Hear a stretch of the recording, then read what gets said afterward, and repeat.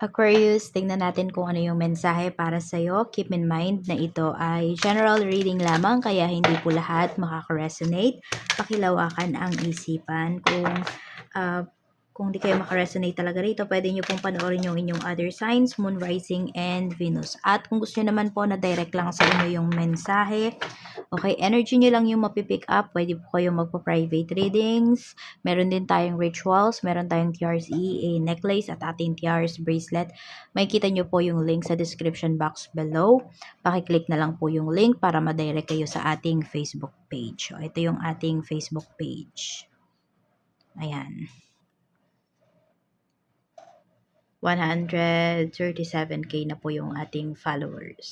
Tapos dito sa, ayan, sa profile, nakalagay dyan yung number ko. Tapos dito, okay? So, dapat match yan ha. Kapag kunwari, nag-message kayo sa akin, tapos may sinend ako na details, makikita nyo din yung number na yan. Kapag ibang number yung binigay sa inyo, hindi po ako yon. Kaya, block nyo na agad. So, yun lang yung palatandaan ninyo. 'Di ba? Tapos kung kayo naman yung unang nag-message sa akin tapos ayun. Hindi ko kayo i-message. Lalo na kung galing kayo dito sa YouTube. Pero kung galing kayo sa FB, nag-comment kayo, ayun, pwede ko pa kayong replyan. Pwede kong i-message sa inyo directly yung details. So, meron po tayo dito. Ito yung pwede nyong pagnilay-nilayan ha. Aquarius. What has been burned away, making space for something new? What transformation are you stepping into? Ayan po. The Phoenix Rise. Pag nilay-nilayan nyo yung tanong na yan, yan yung tanong sa inyo ni Universe. Okay, tignan pa natin ano pa yung mensahe para sa'yo. So, tagal ko rin hindi nakapag-video no, if I'm not mistaken, around 2 weeks yata. Sumakit kasi yung lalamunan ko nun, diba? Yung sabi ko na may video na ako. Nawala yung boses ko. So, ayan, we have immerse yourself. Training, learning, new hobbies, passion. Mother of the salt water. Passion, wild one, open your heart, let love in. Tapos, plunge. Don't hold back, it's time to go. It's time, go for it, dive in. So, tignan natin kung saan-saan tong aspect ng life mo. I'm open to receive any messages, please. Spirit guide. For Aquarius. Sun, Moon, Rising, and Venus. We have Knight of Wands. Ayan, meron ka talaga ditong, ayun nga, sabi nga, diba, new hobbies. So, meron ka talagang madidiscover na may skills ka pala, may gifts ka, diba? Ano man tong mga kailangan or pwede mong i-enhance or i-hone, you go for it. Kasi makakatulong talaga to sa'yo para sa pag-angat mo. Pwedeng yan pagdating sa trabaho mo. Kaya galingan mo talaga. Kunwari may mga trainings ka. So, pakita mo kaagad kung ano yung kakayahan mo. Pero wag mong kakalimutan, Aquarius, na magmasid. Mag-observe sa paligid mo. Tingnan natin, Mother of the Salt Water. We have Queen of Pentacles. So, ayan o. Kapag balance talaga yung iyong heart chakra, mas madaming pera na dumarating sa'yo. Kaya kung meron kayong mga gustong sabihin, gustong i-express, express nyo talaga para mabalance yung inyong heart chakra. More on about passion talaga ito. Magaling din yung karamihan sa inyo, Aquarius, pagdating sa business. Tapos, paggagastos daw kayo ngayon, kailangan wala kang pagsisisihan para hindi siya ma-block. We have naman 3 of Swords. Ito, may mga nag-hold back sa inyo. May mga pumipigil po sa inyo para gawin ito. So, may mga blockages ka dito. More on, natatakot kasi yung iba sa inyo na ma-reject eh. Kaya, ito yung isa sa mga nag-hold back sa inyo. Pero sabi kasi, meron kayong dito may go signal kayo from universe. Kaya, ituloy-tuloy nyo na yan. Yan, kung meron kayong trainings dito. Yung iba sa inyo, kailangan nyo din tong hanapan ng oras. Yun kasi yung dinadahilan ng iba sa inyo, wala na po akong oras, hindi ko na magagawa yan, hindi ko na yung mapagtutuunan ng atensyon. Hanapan nyo po ng oras. Kayang-kaya nyo talaga yan. Time management, kailangan nyo. Kasi sa ikakaunlad nyo naman to eh. Kaya wala po kayong pagsisisihan. Yun lang, wag talaga kayong matakot dito sa mga, huwag kayong matakot mag-fail. Huwag kayong matakot sa rejection. Kasi mas madami din kayong marirealize kapag naranasan nyo yan. Pero syempre, wag naman yan yung i-expect mo, di ba? Pag may ginagawa ka, dapat positive din yung isipan mo. Dapat positive yung aura mo. Kasi kapag, kunwari, ayan, may ginagawa kayong bagay, tapos negative ka agad iniisip mo, kinokontra mo, binablock mo ka agad siya. 'Di ba? Yung parang nagsasayang kayo ng pera, 'di ba? Ginastosan niyo yan tapos ang iniisip mo negative. Parang ganito sa sa reading, 'di ba? Sabihin natin, alam niyo naman na yung sagot, tapos pinaread niyo pa. Parang nagsayang lang kayo ng pera. Parang nanunubo kasi kayo. Ano pa? Pagka, ayan, nagpa-read kayo, or nagpa-ritual kayo, ayan na lang. Madami yan sa pang nagre-ritual eh. Tanong ka agad, kailan po effect? Effective po ba? 'Di ba? Kasi po ganito ganyan. So kinokontra nyo kaagad. Dapat kasi kapag ganyan, may ipapagawa kayo, may gagastusan kayo, that 100% yung tiwala nyo.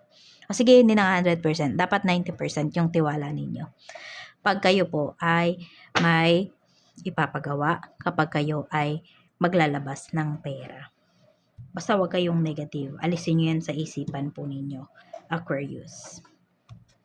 Tignan natin. Kasi nga, di ba, pag-aaralan mo nga muna eh. So, yun. Kapag okay sa'yo, i-go mo. Kapag hindi, wag talaga.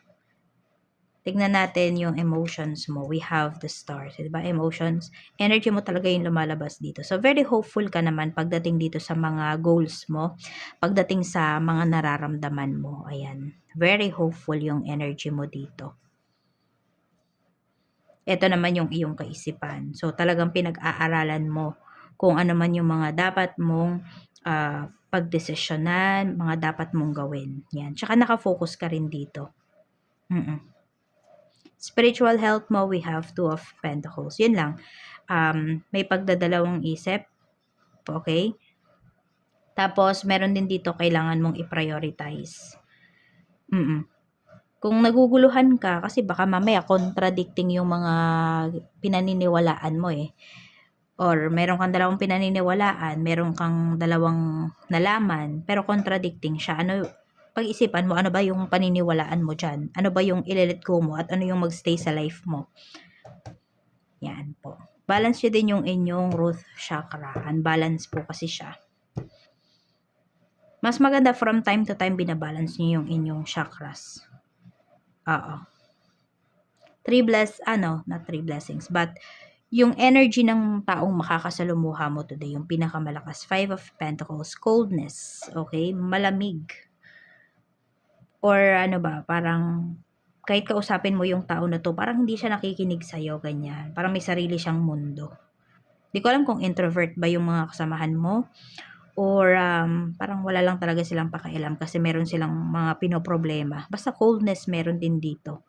Hindi mo masyadong mafe-feel yung mga tao sa paligid mo. Parang may kanya-kanya silang pinoproblema.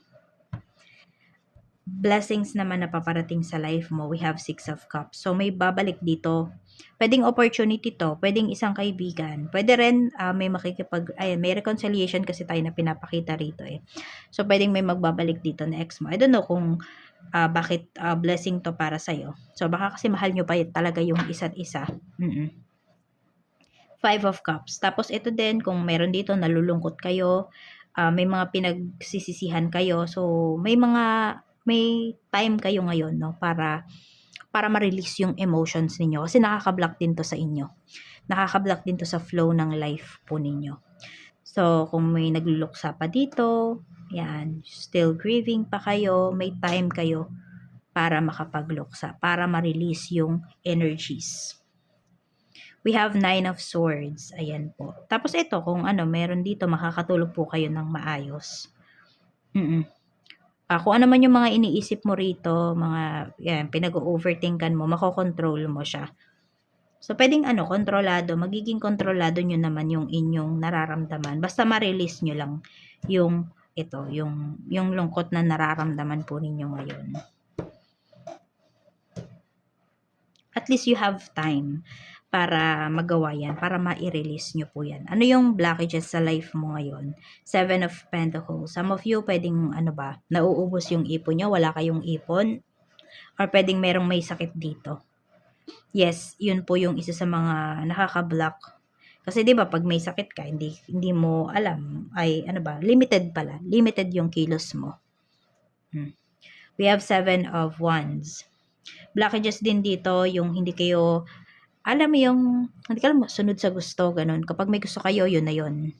So, hindi kayo nakikinig sa suggestions ng ibang tao or hindi nyo kino-consider yung sinasabi sa inyo ng ibang tao. Meron naman kasi talaga dyan is concern lang talaga sa'yo. So, ayun, nagiging blockages siya. Hindi naman lagi, no? Pero meron po dito yun kasi matigas yung ulo nyo. Tignan natin, okay, ano pa? We have the moon. Ito nga, pabago-bago din yung iba sa inyo ng isip. Kaya nga may pinapakita rito na ayan, balance nyo yung inyong root chakra. And hindi lang yung root chakra nyo, lahat ng chakras nyo. Sige, sabay nyo na yan dito sa pagninilay-nilay po ninyo. Sa pagmumuni-muni nyo. Sa work naman, kamusta? We have the Lovers.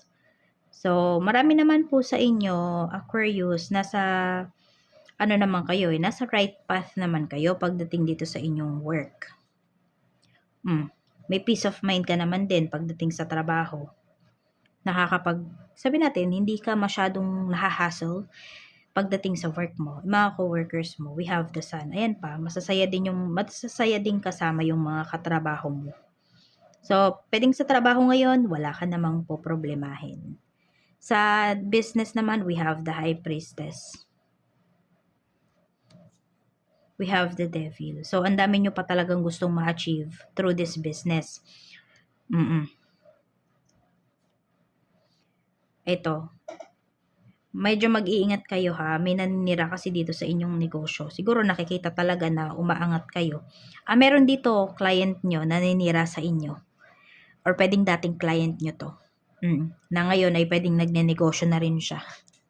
May ganyang energy na pinapakita. Kaya mag-iingat po kayo dun sa mga 'di ba, nakikipagkwentuhan sa inyo ng mga kliyente. Kasi meron diyan, kumukuha lang talaga ng idea. So, pwedeng may na-share ka na ideas towards that person. Kaya ngayon, ayan, naninira na siya sa'yo. 10 of Wands. Okay, so okay po yung sales ninyo ngayon. Sobrang pagod ninyo. Good problem ito.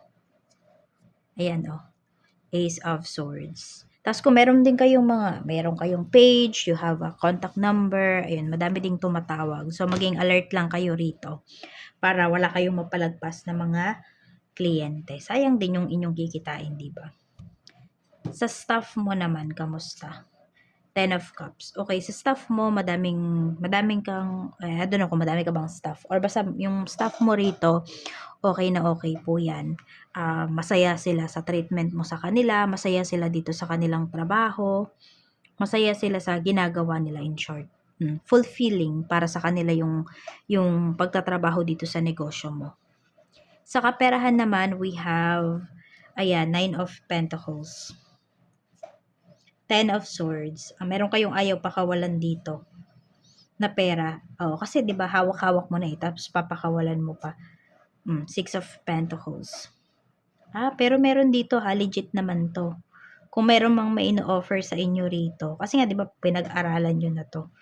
Or pag-aralan nyo muna kung may nag-offer nga po sa inyo rito. Kasi positive naman pala yung pinapakita. At hindi to negative. Kasi positive parehas to yung nasa gilid. So, ano po ito? Safe ka, ibig sabihin. Oo.